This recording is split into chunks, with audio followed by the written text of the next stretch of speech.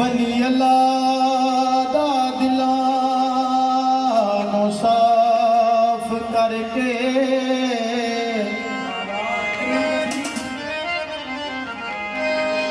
वली अल्लाह दा दिलां नू साफ करके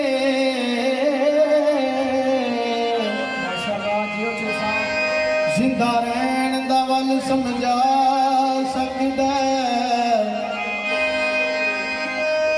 जे कोई मुश्किल बने ओ मरीद उत्ते वली चल बाहर होया सकदा